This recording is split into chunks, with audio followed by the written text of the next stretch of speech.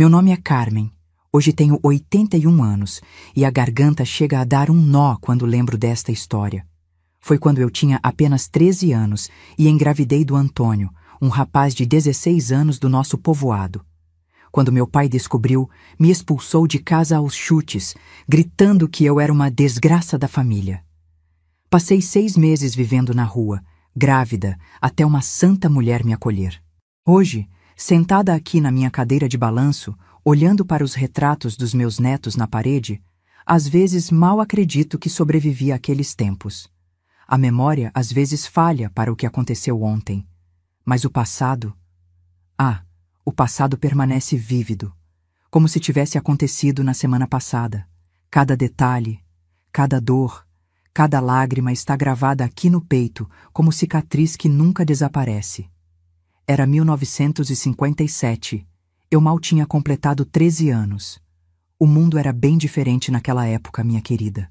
As meninas eram criadas para casar virgem, ter filhos e cuidar da casa. Namoro só depois dos 16, sempre vigiado, e casamento era para a vida toda. Não existia essa conversa de educação sexual que tem hoje. A gente mal sabia como os bebês eram feitos, imagine entender os riscos que corria. Lembro como se fosse ontem das conversas que as mulheres tinham na beira do fogão. Menina moça, tem que se guardar. Elas sussurravam quando pensavam que a gente não estava ouvindo. Homem não casa com mulher que já foi mexida. Essas palavras ecoavam pela casa. Criavam um medo, uma vergonha do próprio corpo que a gente nem entendia direito. Na nossa região, quando uma moça se perdia, como eles diziam, a família inteira ficava desonrada. Era como uma mancha que não saía mais, que passava de geração em geração. Por isso papai era tão rígido com a gente. Não era só proteção. Era medo do que os outros iam falar, do que iam pensar da nossa família. Morava no interior de Minas Gerais, num povoado pequeno onde todo mundo conhecia todo mundo. Nossa casa era simples, de barro e telha, com um quintal grande onde mamãe plantava jiló e quiabo. Éramos 5 filhos. Eu era a caçula das meninas. Conceição, minha irmã mais velha, tinha 17 anos e já ajudava papai com tudo depois que perdemos nossa mãe. Mamãe morreu quando eu tinha 10 anos, no parto do último filho. O menino também não resistiu. Lembro como se fosse hoje do cheiro de incenso que tomou conta da casa, das vizinhas sussurrando no canto da sala, do silêncio pesado que se instalou entre nós. Papai nunca mais foi o mesmo depois disso. Benedito era o nome dele. Um homem de 45 anos, alto, magro, com as mãos calejadas de tanto trabalho na roça. Tinha uma marca na testa, uma cicatriz de quando era menino e caiu da mangueira. As pessoas sempre falavam que ele era homem de palavra, que quando prometia algo, cumpria.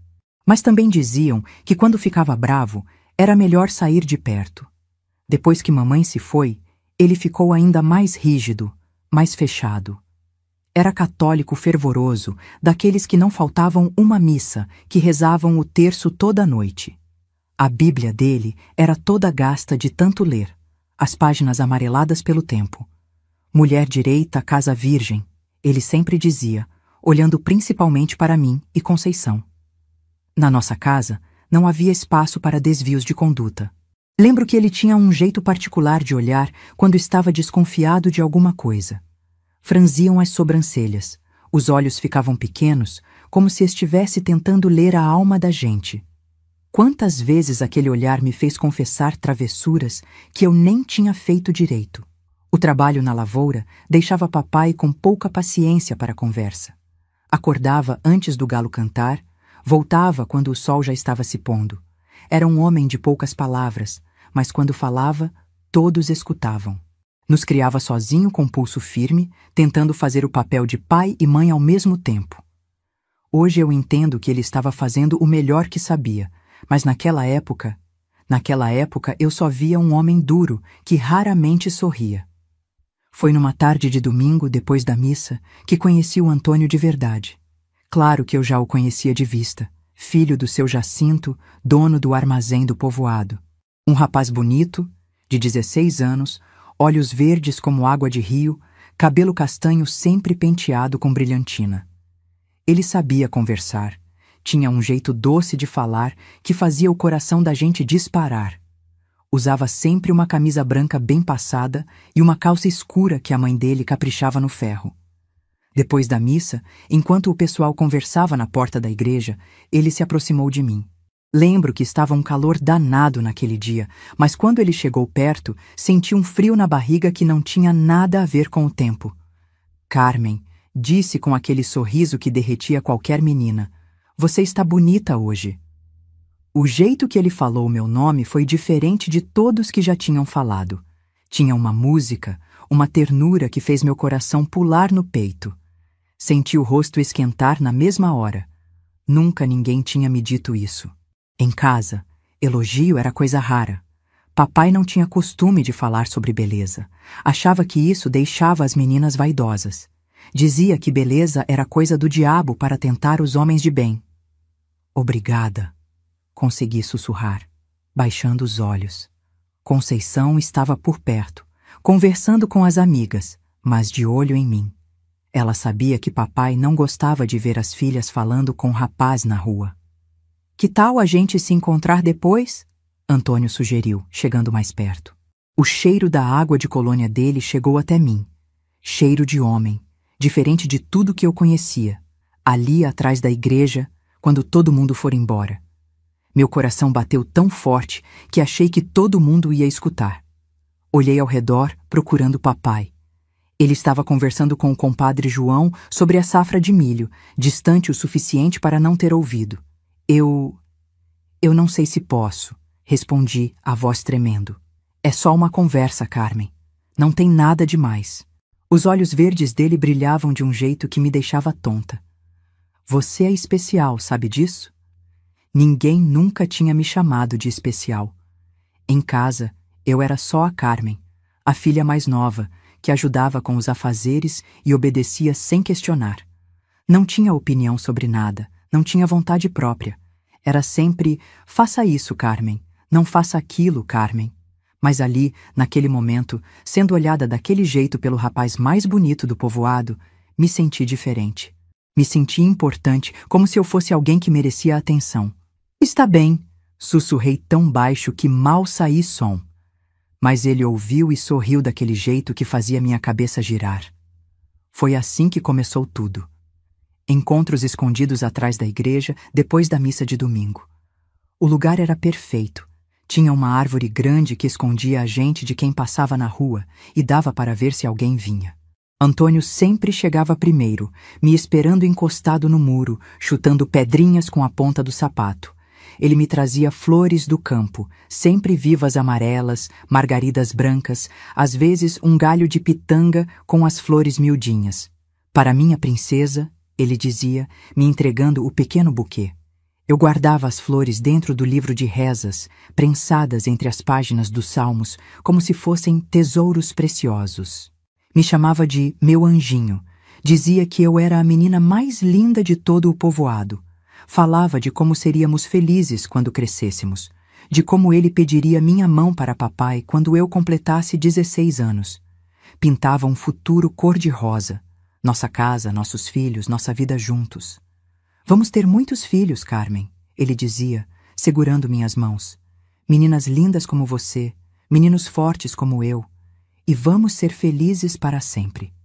Eu acreditava em cada palavra. Com 13 anos, sem experiência nenhuma de mundo, como não ia acreditar? Ele era mais velho, sabia das coisas. Tinha estudado até a 4ª série, sabia ler bem, conhecia histórias de livros. Para mim, que mal sabia escrever o próprio nome, aquilo era fascinante. Os encontros foram ficando mais íntimos. Primeiro eram só conversas e flores. Depois vieram os abraços, os beijos no rosto. Antônio tinha as mãos quentes, o jeito gentil de segurar meu rosto quando falava. Você confia em mim, anjinho? Ele perguntava sempre. E eu respondia que sim, porque confiava mesmo. Confiava cegamente. Conceição começou a desconfiar. Carmen, você anda estranha. Para onde vai depois da missa? Eu mentia. Dizia que ficava conversando com as meninas, que gostava de ficar um pouco mais na igreja rezando. Ela me olhava com aqueles olhos desconfiados, mas não insistia muito. Foi numa tarde de março, com o céu carregado de nuvens de chuva, que tudo mudou. Antônio estava diferente naquele dia, mais carinhoso, mais próximo. Carmen, você me ama? Perguntou, segurando minhas mãos entre as dele. Amo, respondi sem hesitar. Então prova para mim. Não sabia direito o que ele queria dizer, mas quando ele me beijou na boca pela primeira vez, entendi que era isso. O beijo era diferente de tudo que eu já tinha sentido. Fazia meu corpo inteiro tremer, meu coração disparar como cavalo assustado. Não temos que fazer nada demais, ele sussurrou no meu ouvido. É só para mostrar que nos amamos. Marido e mulher fazem isso. Eu era inocente demais para entender os riscos. Não sabia como o bebê era feito. Não entendia que aquilo podia trazer consequências. Para mim, era só uma forma de mostrar amor para o rapaz que me fazia sentir especial. Deus meu, se eu soubesse o que viria depois. Os primeiros sinais apareceram 2 meses depois. Enjoos matinais que eu achava que eram de algo que tinha comido. A menstruação que não vinha, mas eu nem prestava muita atenção nisso. Ainda estava me acostumando com essas coisas de mulher. Foi Conceição quem desconfiou primeiro. Carmen. Ela me chamou numa manhã que eu estava vomitando atrás de casa. Você anda muito enjoada. Não será que... O jeito que ela falou, o susto nos olhos dela, me fez entender que algo estava muito errado. Muito errado mesmo. E sabem de uma coisa? Essas histórias precisam ser guardadas, sabe? As memórias das mulheres da nossa época. As lutas que passamos. Se você está me ouvindo agora, que tal se inscrever no canal para a gente não perder essas lembranças tão importantes? Porque cada história tem seu valor, e a minha ainda está longe de acabar. A desconfiança de Conceição me deixou com o estômago embrulhado por dias. Ela ficava me observando pelos cantos, reparando em cada enjoo, em cada vez que eu corria para vomitar. O pior era na hora das refeições. Sempre que o cheiro de alguma comida me enjoava, eu via aquele olhar dela, preocupado e desconfiado ao mesmo tempo. Carmen, você nem tocou no seu prato, ela comentava quando eu empurrava a comida sem vontade. Está doente? Não estou com fome, eu respondia, tentando parecer natural. Mas por dentro, meu coração disparava de medo. Conceição me conhecia bem demais para enganar por muito tempo. Até que numa tarde, quando papai estava na roça e meus irmãos brincando no quintal, ela me chamou para conversar. O jeito sério como ela me olhou já me deixou com as pernas bambas. Carmen, senta aqui comigo. Conceição puxou um banquinho perto da mesa da cozinha, onde descascava batatas para o almoço. Os olhos dela estavam cheios de preocupação. Preciso te fazer umas perguntas, e quero que você seja sincera comigo. Meu coração já começou a acelerar. Conceição era como uma segunda mãe para mim depois que mamãe morreu. Ela tinha apenas 17 anos, mas carregava nas costas a responsabilidade de cuidar de nós todos. Era ela quem penteava meu cabelo, quem me ensinava os afazeres de casa, quem me consolava quando papai era duro demais. Sua menstruação está atrasada? Ela perguntou baixinho, olhando para a porta para ter certeza de que ninguém escutava. Senti o sangue gelar nas veias. Um pouquinho. Consegui sussurrar. Quanto tempo? 2 meses. Respondi quase sem voz, como se falando baixo tornasse aquilo menos real. Conceição largou a faca e a batata que estava descascando. As mãos dela tremiam um pouco. Jesus, Maria, José, murmurou, fazendo o sinal da cruz. Carmen, você ficou com algum rapaz? O mundo começou a girar ao meu redor. Era a primeira vez que alguém fazia essa pergunta diretamente. Até então, tudo parecia um sonho, algo distante da realidade. Mas ali, na cozinha da nossa casa, com o cheiro de feijão cozinhando no fogão a lenha e Conceição me olhando daquele jeito, a realidade bateu como um soco no estômago. Eu... Tentei falar, mas as palavras não saíam. Quem foi, Carmen? A voz de Conceição estava mais firme agora, mas eu percebia o desespero por trás da firmeza. Preciso saber para a gente decidir o que fazer. Antônio, sussurrei, tão baixo que ela teve que chegar mais perto para escutar. Antônio? O filho do seu Jacinto? Os olhos dela se arregalaram. Meu Deus do céu, Carmen, como você foi se meter com esse menino? Comecei a chorar. Lágrimas grossas que caíam no avental que eu usava para ajudar na cozinha. Ele disse que me amava, Conceição. Disse que quando eu crescesse, ia pedir minha mão para papai. Conceição se levantou e começou a andar de um lado para o outro na cozinha pequena, as mãos na cabeça. Ela estava tentando pensar, tentando encontrar uma solução para o buraco sem fundo em que eu tinha me metido. Escuta bem, Carmen. Ela se ajoelhou na minha frente, segurou meus ombros com as duas mãos. Primeiro, vamos ter certeza. Vou te levar na Dona Joaquina hoje à tarde. Ela é parteira. Vai saber dizer se é isso mesmo que a gente está pensando. Dona Joaquina morava numa casinha nos fundos do povoado, perto do cemitério. Era uma senhora de 60 e tantos anos, magra como vara de pescar, com os cabelos completamente brancos, sempre presos num coque apertado. As mãos dela eram cheias de veias saltadas, mas firmes quando examinava as mulheres. Todas as mulheres da região procuravam ela quando tinham problemas de mulher ou quando chegava a hora do parto. Sua casa era pequena e escura, com janelas pequenas que mal deixavam o sol entrar. No quintal tinha um jardim com ervas medicinais, arruda, guiné, erva cidreira, boldo. O cheiro forte das plantas se misturava com o óleo de mamona que ela usava para tudo. Naquela mesma tarde, Conceição inventou uma desculpa para papai sobre precisarmos ir na casa de uma comadre e me levou até lá. Vamos visitar a comadre Sebastiana, papai. Ela está meio adoentada. Mentiu sem nem piscar. Minhas pernas tremiam tanto que mal conseguia andar.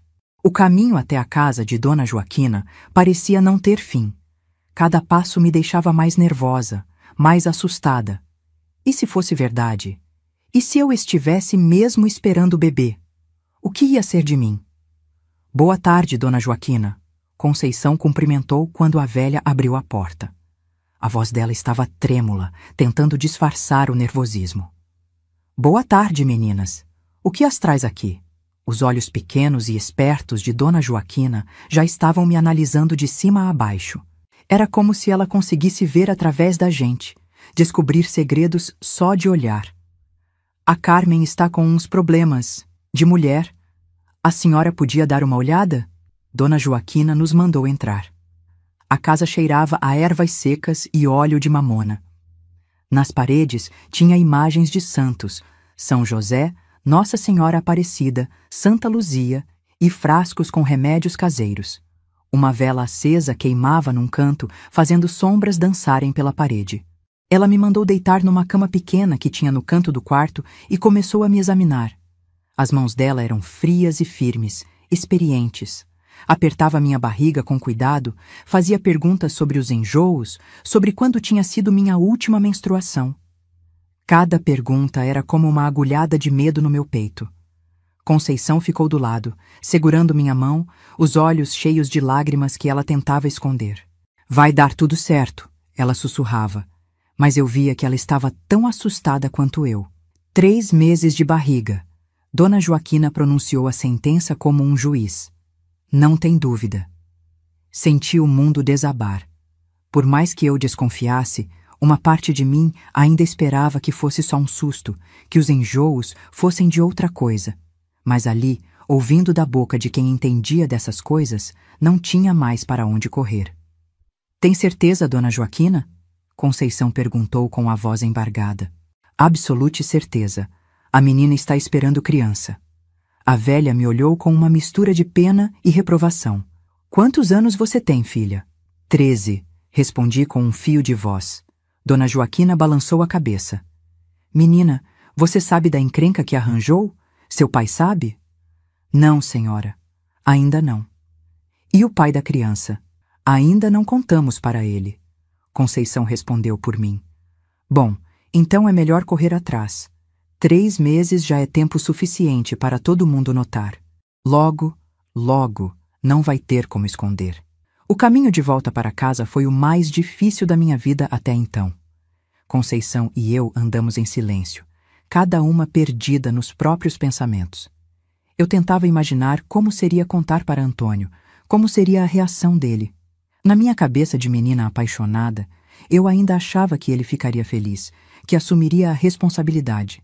Conceição, chamei quando estávamos chegando perto de casa. O que vamos fazer? Primeiro vamos conversar com o Antônio. Se ele assumir, se ele pedir sua mão para papai, talvez papai aceite o casamento. E se ele não assumir? Conceição parou de andar e me olhou nos olhos. Então Deus nos ajude, Carmen, porque aí não sei o que vai ser de nós. Naquela noite, não consegui pregar o olho. Ficava virando na cama, pensando em como seria a conversa com Antônio, imaginando 1000 cenários diferentes. Numa hora, ele ficava feliz e me pedia em casamento na mesma hora. Noutra, ele ficava bravo e dizia que não era dele. Minha mente de 13 anos não conseguia parar de criar situações. Papai percebeu que eu estava estranha na hora do jantar. Carmen, você não está comendo. Está doente? Não, papai. Só sem fome mesmo. Ele me olhou com aqueles olhos penetrantes que pareciam ver através da alma da gente.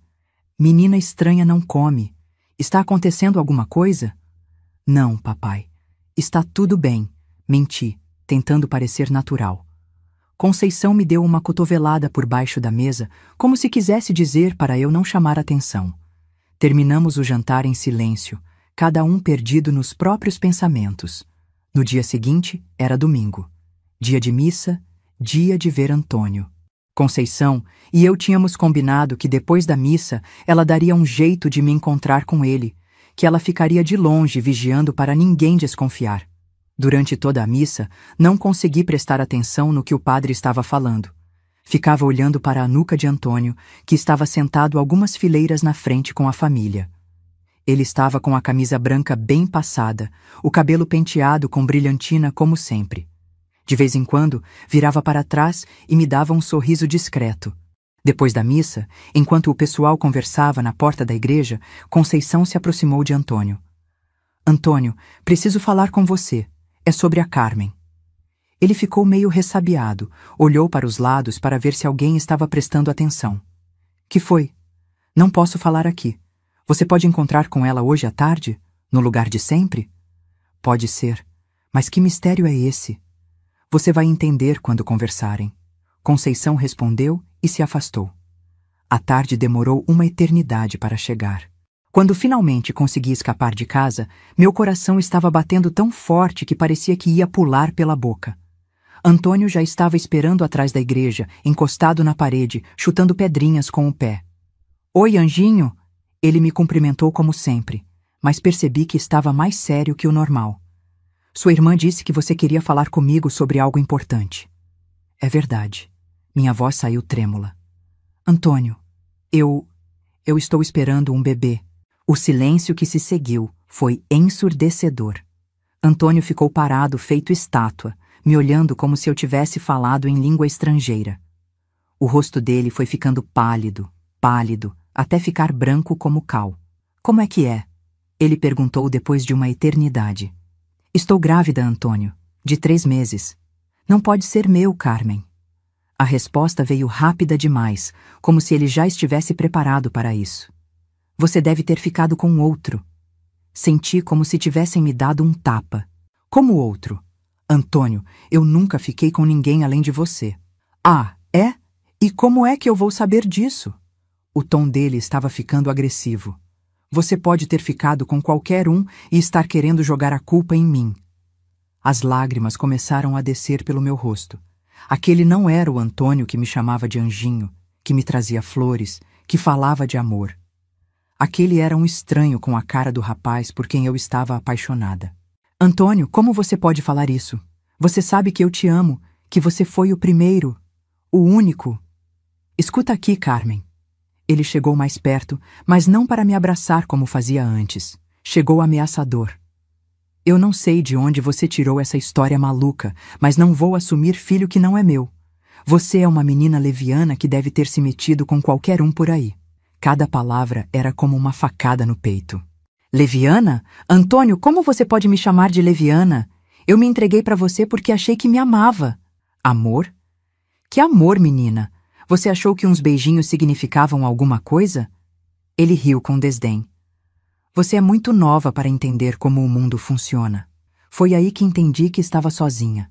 Completamente sozinha. O rapaz que jurava me amar, que falava em pedir minha mão, estava me chamando de mentirosa e leviana. Estava negando o próprio filho que carregava no ventre. Vai embora, Carmen, e não venha mais atrás de mim com essa história. Ele virou as costas e começou a se afastar. Antônio, espera! Gritei, mas ele não olhou para trás. Fiquei ali parada, atrás da igreja, chorando como nunca tinha chorado na vida. Conceição apareceu correndo. Ela tinha ficado escondida atrás de uma árvore, vendo tudo. Carmen, minha irmãzinha. Ela me abraçou forte. Que menino sem vergonha. Ele não assumiu Conceição. Disse que não é dele. Chorava tanto que mal conseguia falar. Canalha! Canalha desgraçado! Conceição estava furiosa. Como ele pode fazer isso com você? E agora? O que vamos fazer agora? Conceição ficou um tempo em silêncio, me abraçando, tentando me acalmar. Quando consegui parar de chorar, ela me olhou nos olhos. Agora vamos ter que contar para papai, Carmen. Não tem mais jeito. Daqui a pouco não vai ter como esconder. E se ele descobrir sozinho, vai ser pior. Só de pensar em contar para papai, voltei a chorar.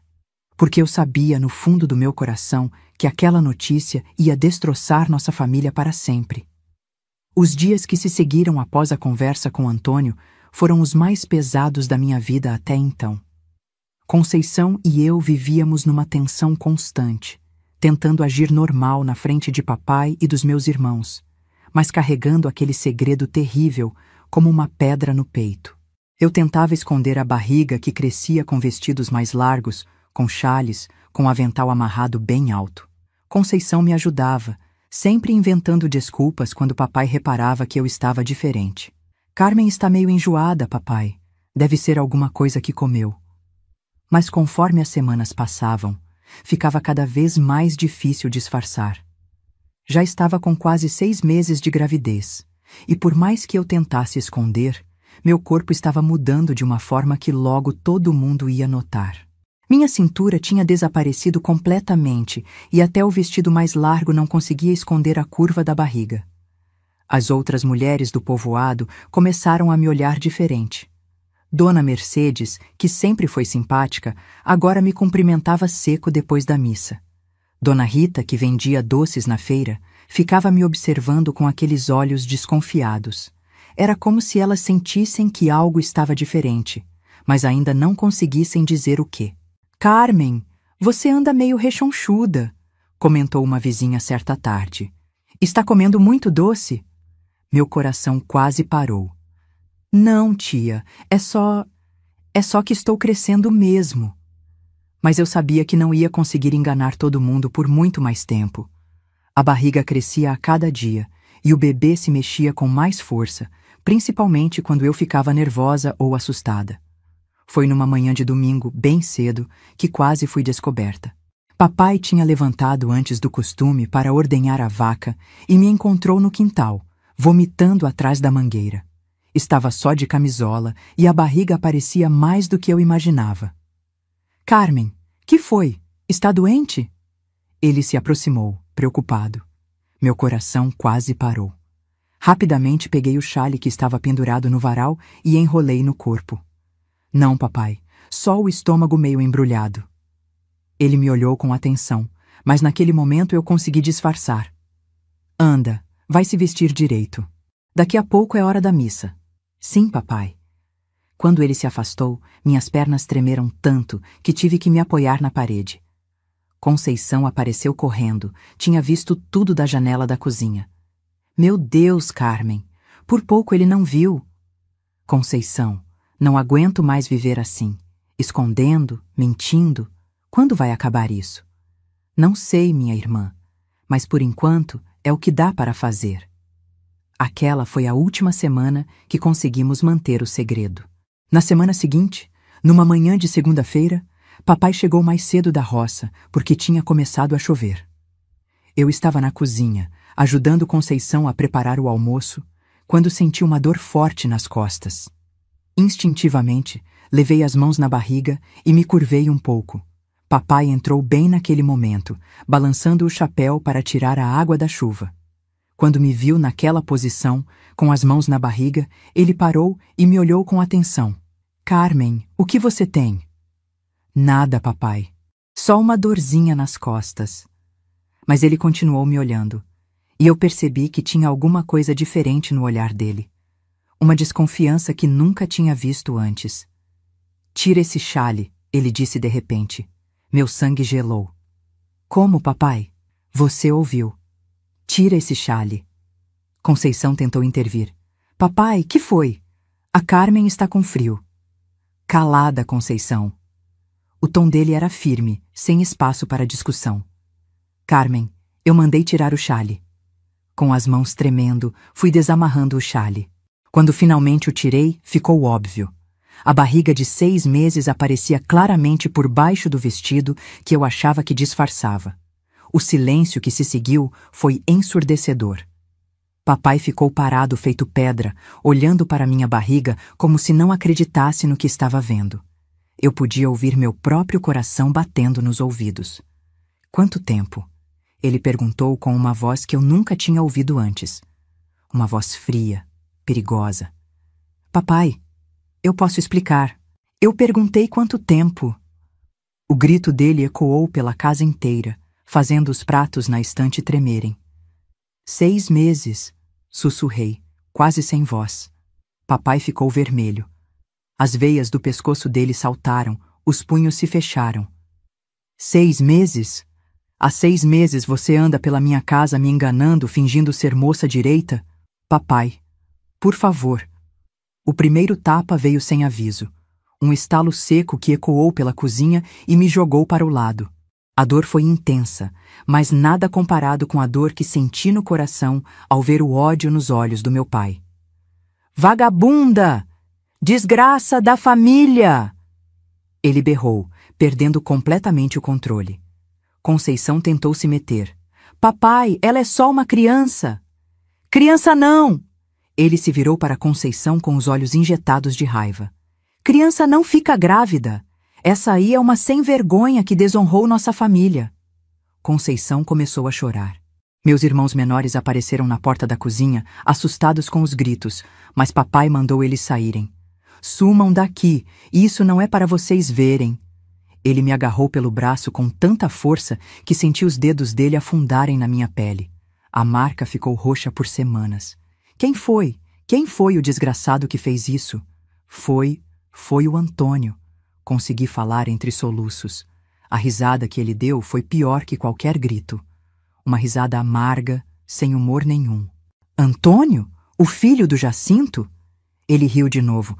Você acha que eu sou trouxa, Carmen? O filho do Jacinto nem te conhece direito. Papai, eu juro que foi ele. Mentirosa. Outro tapa, mais forte que o primeiro. Além de vagabunda, é mentirosa. O Antônio é um rapaz direito, de família boa. Não ia se meter com uma sem-vergonha como você. Tentei explicar sobre os encontros, sobre como tudo começou, mas papai não queria ouvir. Para ele, eu era uma mentirosa tentando sujar o nome de um rapaz de família respeitada. Pega suas coisas e sai da minha casa, ele berrou, apontando para a porta. Eu não criei vagabunda. Papai, por favor, para onde eu vou? Não me interessa, devia ter pensado nisso antes de se meter com qualquer um na rua. Quando tentei falar de novo, veio o primeiro chute. Bem no bumbum, me jogando no chão da cozinha. A dor foi terrível, e por um momento temi pelo bebê. Anda logo! Outro chute, dessa vez nas costas. Conceição estava chorando desesperada. Papai, ela está grávida, você pode machucar o bebê. E daí? Problema dela. Mais um chute. Quem mandou se meter com qualquer um? Consegui me levantar e fui correndo para o quarto. Arrumei uma trouxa com 2 mudas de roupa, uma saia, uma blusa, uma calcinha, era tudo que tinha. Minhas mãos tremiam tanto que mal conseguia dobrar as roupas direito. Conceição me seguiu, tentando me ajudar. Carmen, para onde você vai? Não sei. Era a pura verdade. Não fazia ideia de onde podia ir. Tem algum parente que pode te receber? Todos os nossos parentes são daqui do povoado. Se papai contar o que aconteceu, ninguém vai me querer. Conceição me abraçou forte. Eu vou tentar falar com ele. Quando ele se acalmar, talvez... Balancei a cabeça. Você viu os olhos dele, Conceição. Não vai ter conversa que resolva. Para ele, eu morri hoje. Quando voltei para a cozinha com minha trouxa, papai estava esperando. Ele me empurrou em direção à porta, me dando chutes pelo caminho. Um no bumbum, outro nas costas, outro na perna. E não volte mais! Ele gritou quando chegamos no portão. Você morreu para esta família. Se eu te vir por aqui de novo, chamo a polícia. O último chute foi o pior. Bem nas costas, quando eu já estava do lado de fora do portão. A força me jogou para a frente. E eu caí de joelhos na terra molhada da chuva que tinha caído de manhã. A porta da casa bateu com força. Ficei ali, ajoelhada na lama, olhando para a casa onde nasci, onde cresci, onde tinha sido feliz até poucos meses atrás. Era como se toda a minha vida anterior tivesse sido apenas um sonho. Conceição apareceu na janela, chorando, acenando para mim. Meus irmãos menores também estavam nas janelas, sem entender o que estava acontecendo. Eu acenei de volta, sabendo que talvez nunca mais os visse. Levantei devagar, peguei minha trouxa e comecei a andar. Não sabia para onde ir, mas sabia que não podia ficar ali. A chuva tinha parado, mas o céu continuava nublado, como se refletisse o que eu estava sentindo por dentro. Caminhei até o centro do povoado, passando pelas casas onde conhecia todo mundo. Algumas vizinhas estavam nas portas, me olharam com curiosidade. Logo a notícia ia se espalhar. A filha do Benedito foi expulsa de casa grávida. Em poucos dias todo mundo ia saber. Quando a noite chegou, eu estava sentada debaixo da marquise da igreja sem saber o que fazer. O padre tinha trancado tudo e ido embora. Fazia frio e eu só tinha o chale para me esquentar. Foi aí que a realidade bateu de verdade. Eu tinha 13 anos, estava grávida de 6 meses, sem casa, sem família, sem dinheiro, sem comida. O bebê se mexia na minha barriga, como se sentisse que estávamos em perigo. Encostei a cabeça na parede fria da igreja e chorei até não ter mais lágrimas. Naquela primeira noite na rua, eu ainda achava que talvez papai mudasse de ideia, que talvez no dia seguinte ele viesse me buscar. Mas os dias foram passando, e ninguém veio. A primeira noite debaixo da marquise da igreja foi a mais longa da minha vida. O frio cortava até os ossos, e por mais que eu me encolhesse toda no chale, não conseguia me aquecer. O chão de pedra era duro, gelado, e cada posição que eu tentava doía nas costas. O bebê se mexia muito na barriga, como se soubesse que algo estava errado. Cada movimento dele me lembrava da responsabilidade que carregava. Não era só comigo que eu tinha que me preocupar. Os gatos do povoado vinham me cheirar durante a noite, curiosos com aquela estranha criatura que tinha aparecido no território deles. Um gatinho cinza ficou deitado do meu lado por um tempo, como se entendesse que eu precisava de companhia. Pelo menos alguém não me rejeitava. Quando o sino da igreja bateu meia-noite, depois 1 hora, 2 horas, eu continuava acordada, olhando para as estrelas e tentando entender como minha vida tinha mudado tão rápido.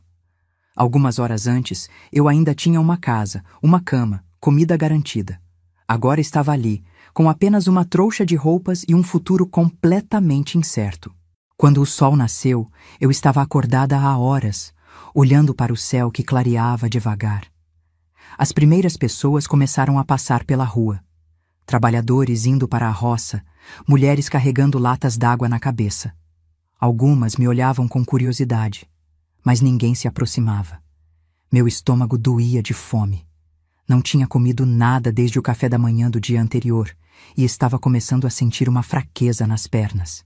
Peguei minha trouxa e comecei a andar pelas ruas do povoado, procurando uma alma caridosa que pudesse me dar um prato de comida. A primeira casa onde bati foi da dona Mercedes, uma senhora que sempre foi simpática comigo na igreja. Quando ela abriu a porta e me viu ali, com a trouxa na mão e a barriga aparecendo, o rosto dela mudou completamente. Carmen, o que você está fazendo aqui com essa trouxa? Dona Mercedes, a senhora poderia me dar um pratinho de comida? Estou com muita fome. Ela me olhou de cima a baixo, reparou na barriga e seu rosto se fechou. Menina, o que foi que você aprontou? Cadê seu pai? Meu pai Meu pai me pôs para fora de casa. Por quê? Mas pelo jeito que ela perguntou, já estava desconfiando da resposta. Baixei a cabeça envergonhada. Porque estou esperando o bebê. O silêncio que se seguiu foi constrangedor. Dona Mercedes ficou me olhando como se eu fosse alguma coisa suja, perigosa. Carmen, eu sinto muito, mas não posso te ajudar. Tenho filhas moças em casa, não posso dar mau exemplo. E fechou a porta na minha cara. Fiquei ali parada, sem acreditar. Dona Mercedes, que sempre me tratou bem, que sempre conversava comigo depois da missa, tinha me rejeitado como se eu fosse um bicho. Foi minha primeira lição sobre como o mundo trata a mulher que se perdeu. Tentei mais 3 casas naquela manhã. Em todas, a história se repetiu. As pessoas me olhavam com desprezo. Algumas nem deixavam eu terminar de falar antes de fechar a porta. Uma das senhoras foi mais cruel. Menina sem vergonha, volta para sua família, aqui não é lugar de vagabunda. No final da manhã, estava fraca, tonta de fome. Sentei numa pedra na beira da estrada e comecei a chorar de novo. Foi quando a dona Benedita, uma senhora mais velha que vendia doces na feira, se aproximou. Menina, você está bem? Levantei a cabeça com esperança. Dona Benedita, a senhora tem alguma comidinha que possa me dar? Prometo que pago quando conseguir trabalho. Ela me olhou com pena. Ai, filha, que situação é essa? Mexeu numa sacola que carregava e tirou um pedaço de bolo de fubá. Toma, come isso. É pouco, mas é o que tenho. Peguei aquele pedaço de bolo como se fosse ouro. Comi devagar, saboreando cada migalha. Era a primeira gentileza que alguém me mostrava desde que saí de casa. Obrigada, dona Benedita. A senhora é muito boa. Onde você está dormindo, menina? Debaixo da marquise da igreja. Ela balançou a cabeça. Isso não é vida para ninguém, muito menos para uma menina grávida. Mas também não sei como te ajudar mais. Mal tenho para mim. Entendi. Não podia esperar que as pessoas resolvessem meus problemas. Cada um tinha suas próprias dificuldades. Os dias que se seguiram foram uma luta constante para sobreviver. De manhã, eu batia nas portas pedindo comida. Algumas pessoas davam um prato de feijão, um pedaço de pão, mas outras me mandavam embora com palavras duras. À tarde, eu procurava lugar para descansar, sempre tentando ficar escondida para não incomodar ninguém. As noites eram o pior. Ora dormia debaixo da marquise da igreja, ora debaixo da ponte do rio. O frio cortava, e eu só tinha o chale para me cobrir. O bebê se mexia muito, principalmente de noite, como se sentisse meu desconforto. Depois de uma semana na rua, eu já estava irreconhecível. O cabelo sujo e embaraçado, as roupas rasgadas em alguns lugares, os pés inchados de tanto andar descalça, porque o sapato tinha arrebentado no 3º dia.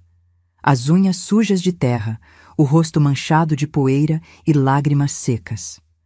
Quando me via no reflexo da vitrine da farmácia, não reconhecia a menina que olhava de volta.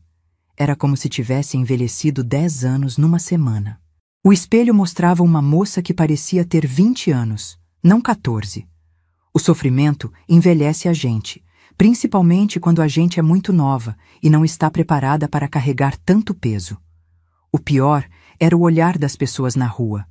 Algumas me viam com pena, outras com nojo, outras com indiferença.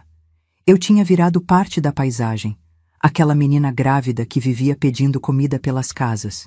As crianças apontavam para mim quando passavam com as mães, curiosas, até serem puxadas para longe como se eu fosse alguma coisa contagiosa. Foi numa manhã de chuva, depois de 2 semanas na rua, que tudo mudou. Eu estava sentada debaixo da marquise da padaria, encharcada, tremendo de frio. A barriga já estava bem grande, 7 meses e meio, e eu sentia que não aguentaria muito mais.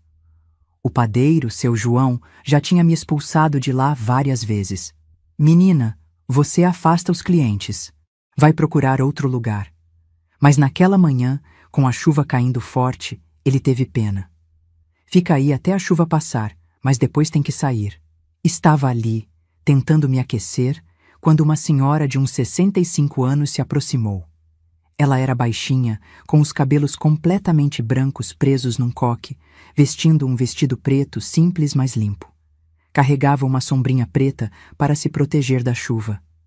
Meu Deus do céu, ela disse quando me viu. Menina, você está toda molhada. Vai pegar pneumonia assim. Levantei a cabeça para olhar para ela. Era um rosto que eu não conhecia, o que era estranho num povoado pequeno onde todo mundo conhece todo mundo.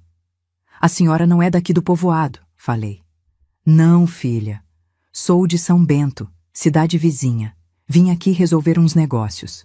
Ela me olhou com mais atenção, reparou na barriga. Quantos anos você tem? 13, quer dizer, 14. Fiz aniversário mês passado. Tinha me esquecido completamente do meu aniversário. Passei o dia igual aos outros, procurando comida e lugar para dormir. Os olhos da senhora se encheram de lágrimas. Jesus misericordioso, uma criança esperando criança. Ela olhou ao redor, viu que eu estava sozinha, com uma trouxa pequena. Cadê sua família? Não tenho mais família. Meu pai me expulsou de casa. Por causa da gravidez? Balancei a cabeça, sem conseguir falar. Só de lembrar dos chutes, das palavras duras, meu peito apertava. A senhora ficou um tempo em silêncio, me olhando. Podia ver que ela estava pensando, tomando alguma decisão. Como é seu nome, filha? Carmen. Carmen, meu nome é Helena. Dona Helena. Ela respirou fundo. Você tem algum lugar para ficar hoje à noite? Não, senhora. Durmo debaixo da marquise da igreja ou debaixo da ponte quando está chovendo muito. E comida? Está conseguindo comer direito? As pessoas às vezes dão alguma coisa, mas não é todo dia. Dona Helena ficou mais um tempo me olhando, como se estivesse medindo alguma coisa. Depois suspirou fundo. Carmen, eu sou viúva, moro sozinha numa casa pequena em São Bento. Não tenho filhos, não tenho ninguém. Ela fez uma pausa. Se você quiser, pode vir comigo. Até o bebê nascer, pelo menos. Pensei que tinha ouvido errado. Como, Dona Helena? Estou te oferecendo um teto, menina. Comida. Um lugar quente para dormir. Você está precisando. Eu estou sozinha. Talvez possamos nos ajudar. Comecei a chorar. Não de tristeza, mas de alívio. Depois de 2 semanas dormindo na rua, passando fome, sendo rejeitada por todo mundo, aparecia aquela santa mulher oferecendo exatamente o que eu mais precisava. A senhora faria isso por mim? Sem me conhecer? Filha, quando a gente vê uma criança grávida dormindo na rua, ou a gente ajuda, ou a gente não tem coração. Ela me estendeu a mão. Vamos? Peguei minha trouxa e me levantei. As pernas estavam meio bambas, de tanta emoção. Dona Helena me segurou pelo braço, me ajudando a andar. A casa é longe? Umas 2 horas de caminhada, mas vamos devagar, sem pressa. Você está grávida, tem que tomar cuidado. Durante o caminho para São Bento, Dona Helena foi me contando um pouco da vida dela. Era viúva há 10 anos, o marido morreu de pneumonia. Nunca tiveram filhos. Vivia de uma pequena pensão que o marido deixou e de uns trabalhos de costura que fazia para as vizinhas. Por que a senhora está me ajudando? Perguntei quando estávamos na metade do caminho. Sabe, Carmen, há 10 anos, quando meu marido morreu, eu passei uns tempos muito difíceis. Sem dinheiro, sem saber como me virar. Foram pessoas boas que me ajudaram a não morrer de fome. Ela me olhou. A vida é assim, filha. Ora a gente ajuda, ora a gente é ajudado. A casa de Dona Helena era pequena mesmo, 2 quartos, uma salinha, cozinha e banheiro nos fundos. Mas era limpa, organizada, cheirosa. Tinha imagens de santos nas paredes, flores no quintal, uma sensação de paz que eu não sentia há muito tempo. Este vai ser seu quarto, ela disse, me mostrando um quartinho pequeno com uma cama de solteiro, um guarda-roupa antigo e uma janelinha que dava para o quintal. Não é grande coisa, mas é seu. Olhei para aquela cama com colchão limpo, travesseiro fofo, lençol cheiroso. Depois de 2 semanas dormindo no chão, sobre jornal velho, aquilo parecia um palácio. Dona Helena, como posso agradecer? Não precisa agradecer nada, só se cuidar e cuidar dessa criança que você está esperando. Ela me olhou com carinho. Agora vai tomar um banho quente enquanto eu esquento uma sopa. Você está precisando de comida e cuidado. Aquele banho foi como renascer. A água quente tirando toda a sujeira, o sabonete cheiroso, a toalha limpa. Quando me olhei no espelhinho do banheiro, vi que ainda era uma menina, só estava muito machucada pela vida. A sopa que Dona Helena fez era de galinha com legumes. Comi devagar, saboreando cada colherada. Fazia tanto tempo que não comia uma refeição completa, quente, feita com carinho. Amanhã vamos conversar sobre tudo direitinho, disse Dona Helena quando terminei de comer. Sobre o bebê, sobre o parto, sobre o que você quer fazer depois. Hoje, você só precisa descansar. Naquela primeira noite na casa de Dona Helena, dormi como não dormia há semanas. Numa cama macia, coberta com cobertor quentinho, sem medo de ninguém me expulsar, sem fome, sem frio. O bebê também ficou mais calmo na barriga, como se ele também sentisse que estávamos seguros. Antes de adormecer, agradeci a Deus por ter colocado Dona Helena no meu caminho.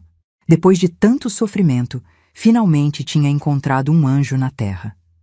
Viver na casa de Dona Helena foi como descobrir que ainda existia bondade no mundo. Ela me tratava como filha, com uma paciência e carinho que eu não recebia desde que mamãe morreu. Todas as manhãs acordava com o cheiro de café fresquinho e pão quentinho que ela preparava antes mesmo do sol nascer. Bom dia, minha filha. Ela me cumprimentava sempre com o mesmo sorriso doce. Como passou a noite? O bebê te deixou dormir? Nos primeiros dias, eu ainda acordava assustada, achando que estava sonhando, que ia abrir os olhos e estar de volta debaixo da marquise da igreja. Mas não, estava ali mesmo, naquela casinha simples, mas cheia de amor, sendo cuidada por aquela santa mulher. Dona Helena tinha uma rotina certinha. De manhã cedo, cuidava das galinhas no quintal e regava as plantas. Depois do café, se sentava na máquina de costura antiga que ficava na sala e trabalhava em vestidos e blusas que as vizinhas encomendavam. À tarde, ia ao mercadinho comprar o que precisava para o jantar. À noite, depois da novela no rádio, rezávamos o terço juntas. Dona Helena, perguntei numa dessas tardes, por que a senhora nunca teve filhos? Ela parou de costurar por um momento e ficou olhando pela janela. Deus não quis nos dar essa bênção. Meu Augusto e eu tentamos durante 15 anos de casamento, mas nunca veio. Suspirou. Talvez fosse para eu estar livre agora para cuidar de você e desse bebê. Era assim que ela pensava. Tudo tinha um propósito. Tudo acontecia por alguma razão. Aos poucos, essa fé dela foi me contagiando também. Comecei a acreditar que talvez minha vida não tivesse acabado aos 14 anos, que talvez ainda houvesse esperança. 2 semanas depois que cheguei na casa dela, Dona Helena me levou para conhecer Dona Antônia, a parteira de São Bento. Era uma mulher de meia idade, forte, experiente, que já tinha feito centenas de partos na região. Usava sempre um avental limpo e carregava uma bolsa de couro velho com todos os instrumentos que precisava. Vamos ver como está essa menina, disse Dona Antônia, lavando as mãos numa bacia. Ela tinha um jeito direto de falar, sem rodeios, mas não era grosseira. Era como quem já viu de tudo na vida e não se assusta com mais nada. Depois de me examinar, ficou séria. Esta menina está com quantos meses? 8 meses, Dona Helena respondeu, ansiosa pela resposta. O bebê está bem posicionado, mas ela é muito nova. O quadril ainda não está totalmente formado. Dona Antônia me olhou com seriedade.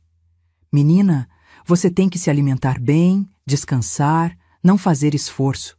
Esse bebê pode chegar a qualquer momento e vai ser um parto difícil.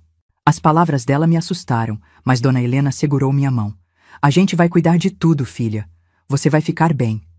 Saímos de lá com uma lista de coisas que eu precisava fazer para me preparar para o parto. Chás de folha de pitanga para fortalecer, caminhadas leves de manhã, massagem na barriga com óleo de mamona. Dona Helena comprou tudo, cuidou de tudo. Dona Helena, como vou pagar tudo isso que a senhora está gastando comigo? Não se preocupe com isso agora, filha. Depois que o bebê nascer, se você quiser, pode me ajudar com os trabalhos de casa, com a costura. Mas agora sua única obrigação é cuidar de você e dessa criança. Os dias foram passando e minha barriga foi crescendo tanto que mal conseguia me virar na cama. O bebê se mexia muito, principalmente à noite. Dona Helena dizia que era sinal de que ele estava com saúde, ansioso para nascer. Foi numa madrugada de março, quando eu estava completando 8 meses e meio de gravidez, que as dores começaram. Acordei com uma cólica forte, diferente de todas que já tinha sentido. Dona Helena, chamei do quarto. Ela apareceu na mesma hora, ainda de camisola. O que foi, filha? Acho que está chegando a hora. Dona Helena correu para acender o fogo, esquentar água, preparar os panos limpos que tínhamos separado. Mandou o vizinho chamar Dona Antônia, que chegou meia hora depois com sua bolsa de parteira. Já está no tempo mesmo, disse Dona Antônia depois de me examinar. Mas vai demorar ainda. Primeiro filho sempre demora. As dores foram ficando mais fortes, mais frequentes. Dona Helena segurava minha mão, passava pano úmido na minha testa, sussurrava palavras de carinho. Força, minha filha, você consegue, seu bebê está chegando. O parto durou a noite inteira. Doía como se estivessem me partindo ao meio, como se meu corpo não fosse grande o suficiente para aquele bebê passar. Várias vezes pensei que ia morrer, que não aguentaria. Empurra, Carmen! Empurra que já está saindo a cabeça! Dona Antônia gritava. Eram 3 da manhã quando finalmente ouvi o primeiro choro. Um choro forte, irritado, de quem não queria ter saído do lugar quentinho onde estava. É um menino! Dona Antônia anunciou, levantando meu filho para eu ver. Um menino lindo, vermelhinho, com bastante cabelo preto e os olhos claros que abriu assim que nasceu. Olhos verdes como os do pai, mas com uma luz diferente, uma inocência que me fez esquecer de toda a dor. Meu filho, sussurrei quando Dona Antônia colocou ele no meu peito. Meu Joãozinho. Dona Helena estava chorando de emoção. Que menino mais lindo, parece um anjo. Joãozinho mamou na primeira tentada, agarrando meu peito com as mãozinhas pequenas. Naquele momento, entendi que tudo o que tinha passado valia a pena. Todas as dores, todas as humilhações, todos os chutes, tudo tinha levado até ali, até aquele momento perfeito de ter meu filho nos braços. Agora você é mãe, Carmen, Dona Helena disse, arrumando o cobertor ao redor de nós dois. A vida vai ser diferente a partir de hoje. E foi mesmo. Ser mãe aos 14 anos, sozinha no mundo, não era fácil. Joãozinho chorava muito à noite, mamava de 2 em 2 horas, precisava de cuidado constante. Mas também me deu um propósito que eu não tinha antes. Eu não era mais só a Carmen que foi expulsa de casa grávida. Eu era a mãe do Joãozinho. E isso me fazia sentir importante, necessária. Dona Helena me ajudou em tudo. Ela que me ensinou a dar banho no bebê, a trocar fralda, a fazer ele arrotar depois de mamar. Filho não vem com manual, ela dizia rindo. A gente aprende fazendo. Quando Joãozinho completou 1 mês, Dona Helena teve uma ideia. Carmen, você não acha que o pai do menino deveria saber que ele nasceu? Meu estômago embrulhou só de pensar em Antônio. Dona Helena, ele disse que não era dele, chamou de mentirosa. Mas agora o menino nasceu. Qualquer um pode ver que tem os olhos dele. Talvez ele mude de ideia. Não tinha muita esperança, mas concordei. Dona Helena foi até o povoado onde eu morava.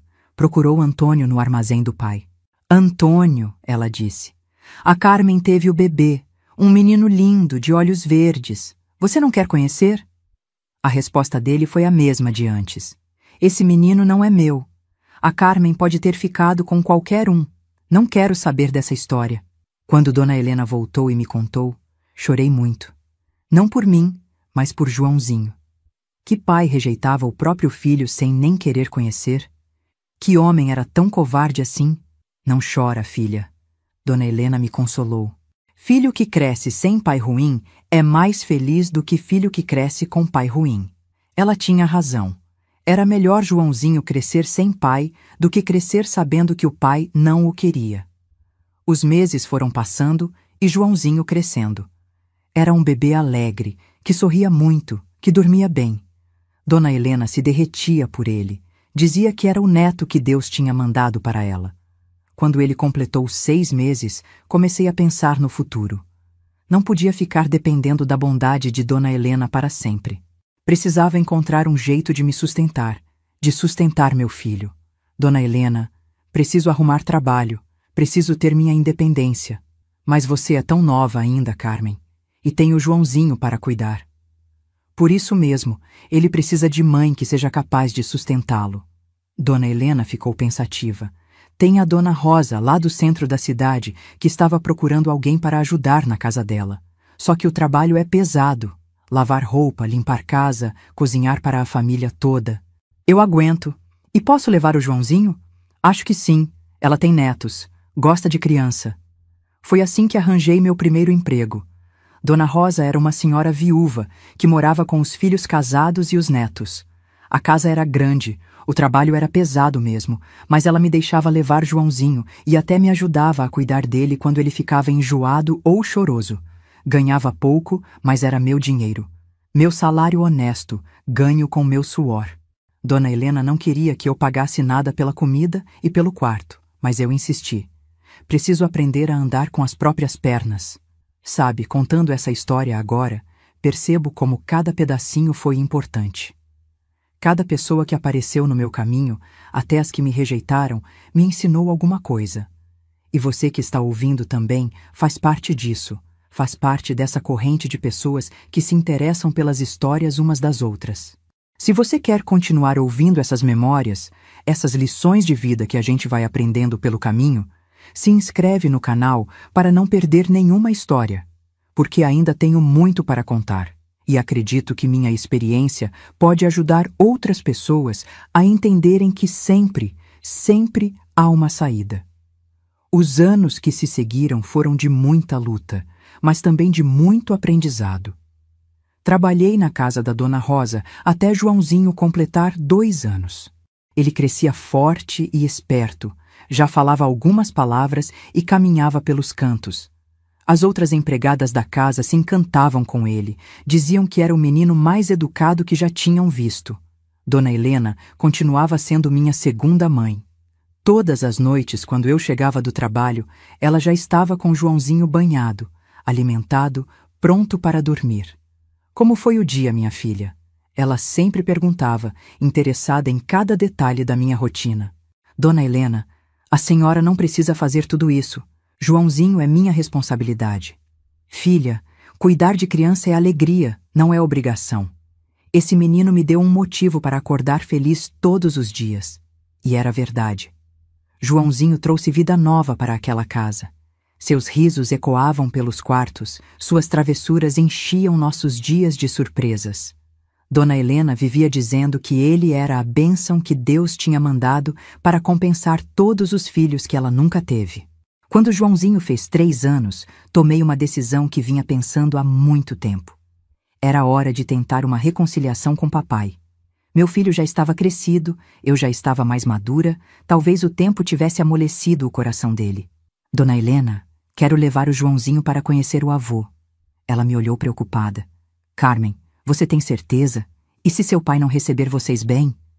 Então pelo menos vou saber que tentei. Joãozinho tem direito de conhecer a família dele. Numa tarde de domingo, arrumei Joãozinho com a roupinha mais bonita que ele tinha. Uma calça comprida e uma camisinha que Dona Helena tinha costurado especialmente para ele. Penteei o cabelo dele com brilhantina, igual papai gostava de usar. Queria que o neto chegasse bonito para conhecer o avô. O caminho de São Bento até meu antigo povoado demorou 3 horas, com Joãozinho no colo. Ele ia perguntando sobre tudo. Por que estávamos andando tanto? Para onde íamos? Quem íamos visitar? Vamos conhecer o vovô, eu explicava. O papai da mamãe. O vovô vai gostar de mim? Meu coração apertou.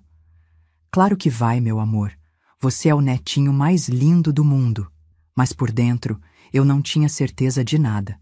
Quando chegamos na rua da minha antiga casa, meu coração disparou. Tudo estava igual. A mesma cerca de arame, o mesmo portão de madeira, a mesma mangueira no quintal.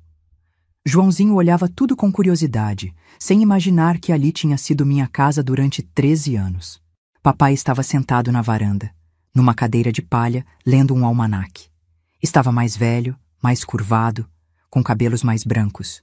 O tempo tinha passado para ele também. Quando nos viu chegando, ele levantou devagar da cadeira. Por um momento, nossos olhares se cruzaram e pensei que talvez houvesse uma chance. Boa tarde, papai. Cumprimentei, tentando manter a voz firme. Ele ficou me olhando como se estivesse vendo um fantasma. Depois olhou para Joãozinho, que estava agarrado na minha saia, meio tímido. O que você veio fazer aqui? A voz dele estava mais fraca que antes, mas ainda tinha a mesma dureza. Vim para o senhor conhecer seu neto. Este é o Joãozinho. Papai olhou para o menino com atenção.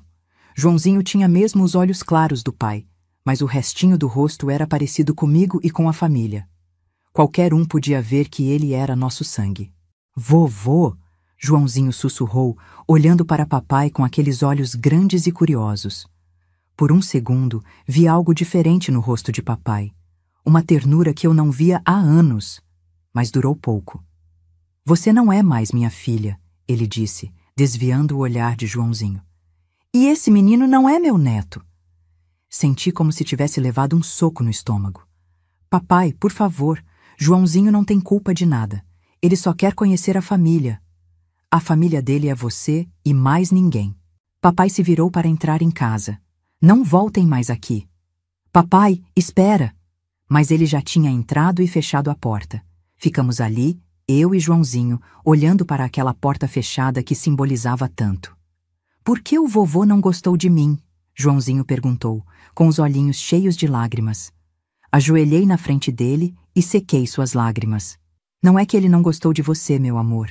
É que o vovô está muito tristinho e não sabe como demonstrar carinho. Ele vai ficar feliz depois? Talvez, filho. Mas enquanto isso, você tem a mamãe e a vovó Helena que te amam muito. Na volta para casa, Joãozinho dormiu no meu colo, cansado da caminhada e da emoção. Eu fiquei pensando em como explicar para uma criança de 3 anos que o avô tinha rejeitado conhecê-lo. Decidi que nunca mais falaria sobre papai para ele. Não valia a pena criar expectativas que só trariam decepção. Dona Helena estava esperando na porta quando chegamos. Pelo meu rosto, ela entendeu tudo. Não deu certo? Ele disse que Joãozinho não é neto dele. Dona Helena me abraçou forte. O homem perdeu 2 vezes. Perdeu a filha e perdeu o neto. Você tentou, Carmen. Agora pode seguir sua vida em paz. E foi o que fiz. Concentrei todas as minhas energias em criar Joãozinho da melhor forma possível. Mudei para outros trabalhos conforme ele foi crescendo. Trabalhei em casa de família, numa pequena fábrica de doces, numa loja de tecidos. Sempre levando meu filho, sempre cuidando dele com todo o amor que tinha no coração. Quando Joãozinho completou 7 anos, consegui matriculá-lo na escola. Era meu sonho que ele estudasse, que tivesse as oportunidades que eu nunca tive. Todas as noites, depois do trabalho, eu me sentava com ele para ver os deveres, para ouvir as histórias que aprendia na escola. Ver ele lendo, escrevendo, aprendendo coisas que eu nem sabia que existiam, enchia meu coração de orgulho. Mamãe, hoje a professora ensinou sobre os planetas. Ele contava, empolgado. Sabia que tem um planeta que tem anéis ao redor? Chama Saturno. Eu ouvia fascinada, aprendendo junto com ele. Que coisa mais interessante, meu filho. Conta mais. E tem um que é bem vermelho, que chama Marte. A professora disse que talvez um dia as pessoas vão conseguir ir lá. Era um mundo completamente novo que se abria através dos olhos do meu filho. Um mundo de conhecimento, de possibilidades, de sonhos que eu nunca tinha tido chance de sonhar. Mamãe, por que você não sabe ler direito? Ele perguntou um dia, quando eu estava tendo dificuldade para entender uma palavra no caderno dele. Porque quando eu era criança, não tive chance de estudar, meu filho. Por isso você tem que aproveitar bem a escola. Quando eu crescer, vou ensinar você a ler melhor. E ele ensinou mesmo. Conforme Joãozinho foi crescendo, foi me ensinando as letras, as contas, as coisas que aprendia na escola. Tinha uma paciência infinita comigo. Repetia quantas vezes fosse necessário. Nunca ficava impaciente quando eu demorava para entender. Essa letra aqui, mamãe, é o Ki. Faz o som de K. Ele explicava, apontando para o caderno. Tenta falar Ki-e-ro. Ki-e-ro. Eu repetia devagar. Isso. Agora junta tudo. Quero. Quero. Eu sorria, orgulhosa de ter conseguido. Eu quero aprender a ler. E vai aprender, mamãe. Eu vou te ensinar tudo. Aos poucos, fui melhorando minha leitura, aprendendo a escrever melhor. Nunca é tarde para aprender, principalmente quando se tem um filho paciente e carinhoso para ensinar. Hoje sei que aquelas aulas improvisadas na mesa da cozinha foram algumas das horas mais felizes da minha vida. Eu sonho que ele estudasse, que tivesse as oportunidades que eu nunca tive. Todas as noites, depois do trabalho, eu me sentava com ele para ver os deveres, para ouvir as histórias que aprendia na escola. Mamãe, por que você não sabe ler direito? Ele perguntou um dia. Porque quando eu era criança, não tive chance de estudar, meu filho. Por isso você tem que aproveitar bem a escola. Quando eu crescer, vou ensinar você a ler melhor. E ele ensinou mesmo. Conforme Joãozinho foi crescendo, foi me ensinando as letras, as contas, as coisas que aprendia na escola. Aos poucos, fui melhorando minha leitura, aprendendo a escrever melhor. Nunca é tarde para aprender, principalmente quando se tem um filho paciente para ensinar. Os anos passaram voando. Joãozinho se formou no primário, depois no ginásio.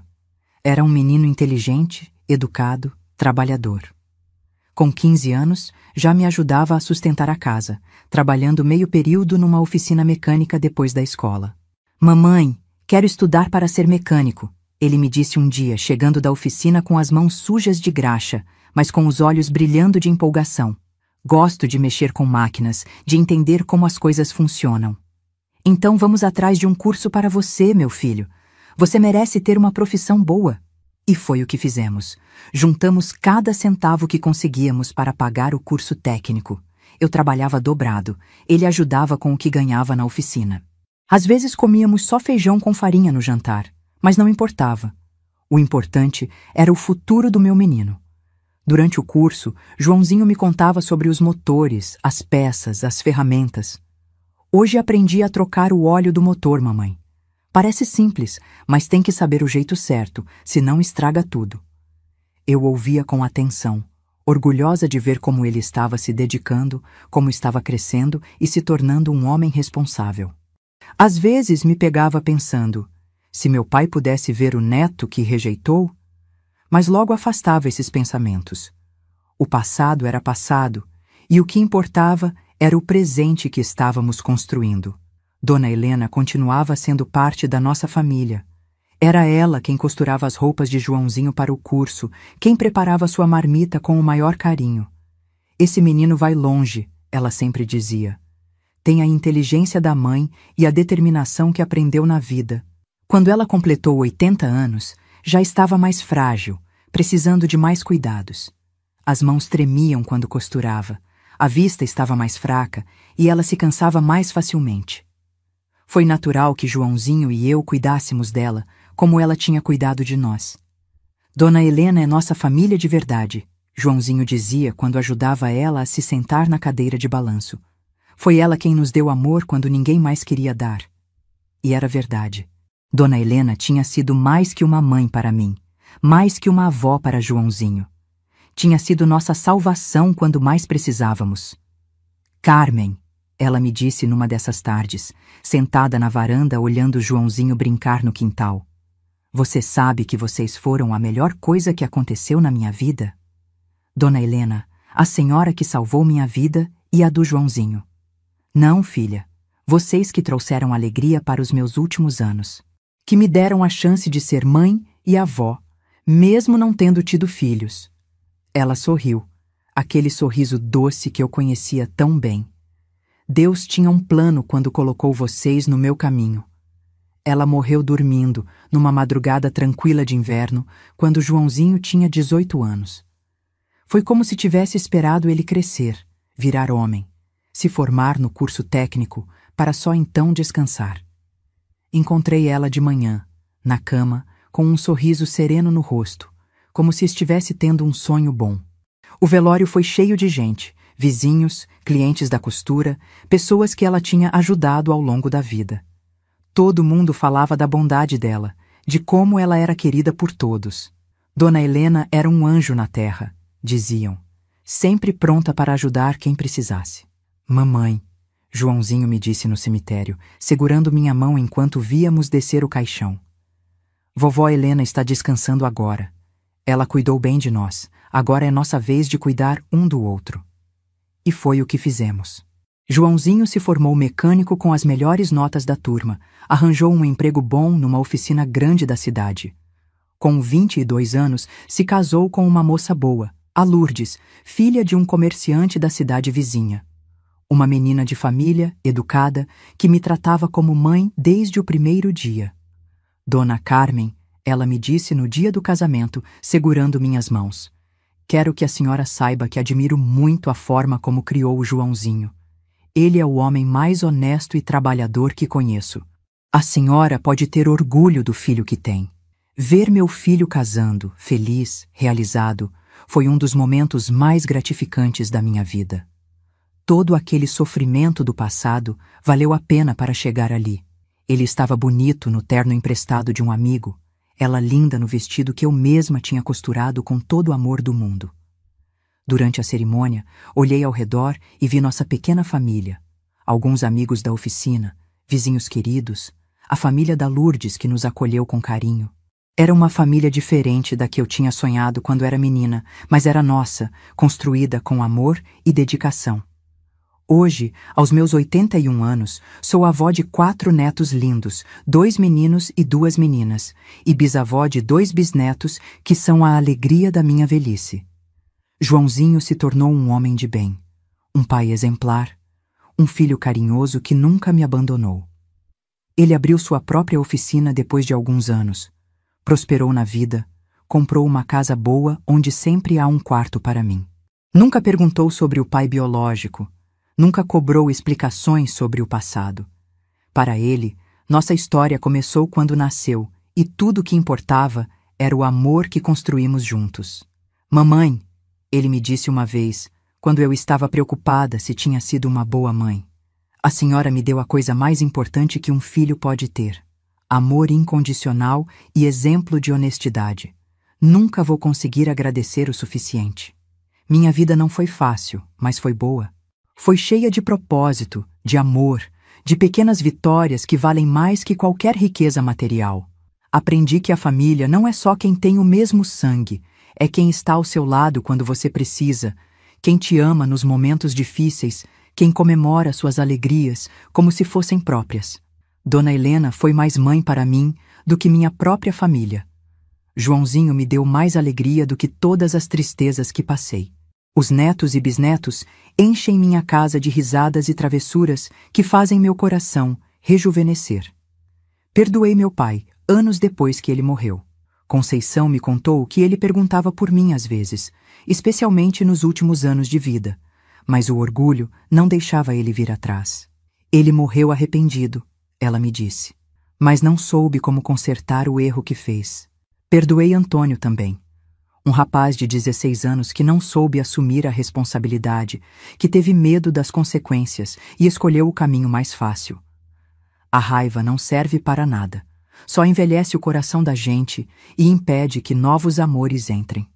O importante é que sobrevivi, que criei meu filho sozinha, trabalhei duro, construí uma vida digna com minhas próprias mãos.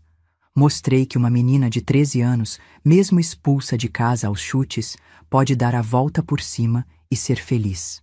Hoje, quando olho para meus netos brincando no quintal, quando vejo Joãozinho realizando os sonhos que eu nunca pude ter, quando penso em toda a estrada que percorri desde aquela primeira noite debaixo da marquise da igreja, entendo que tudo valeu a pena.